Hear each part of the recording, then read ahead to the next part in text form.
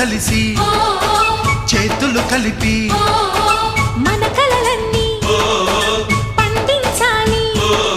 ఒక చోట పుట్టని కోడళ్ళు అయ్యారు అమ్మకే కూతుళ్ళు. త్వరలోని ముద్దుగా పుడతారు ఈ తాత పోలికల మనవళ్ళు. ఈ సంతోషాలు సరదాలే మా పండుగ.